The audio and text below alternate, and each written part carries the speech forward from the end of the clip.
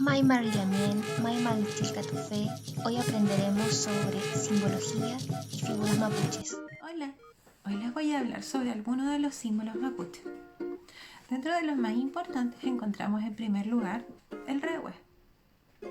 El rehue es un altar mapuche que representa los 7 poderes del pueblo mapuche. Mide aproximadamente 3 o 4 metros y se encuentra siempre en la tierra, posicionado en forma semivertical.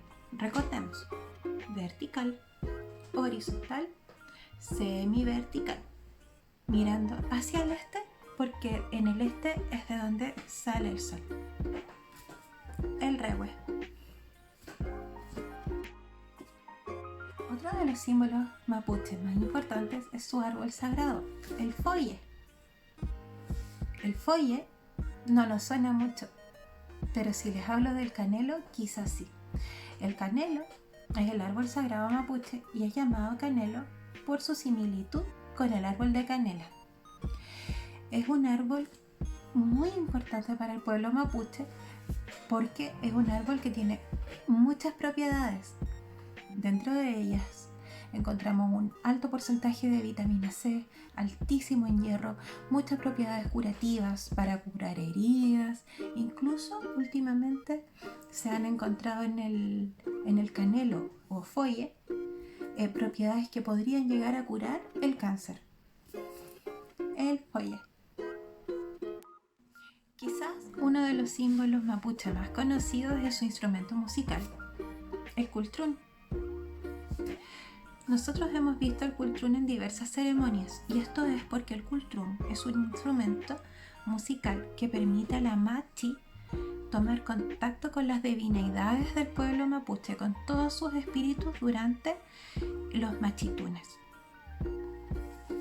Por eso es tan importante el cultrún. Uno de los símbolos más bonitos del pueblo mapuche es su bandera, característica por la gran variedad de colores que tiene. Cada uno de esos colores tiene un significado, además de su nombre en la lengua mapudungun, y los vamos a revisar un poco rápido. Azul, Calfu. Blanco, Ayonling. Amarillo, Chos.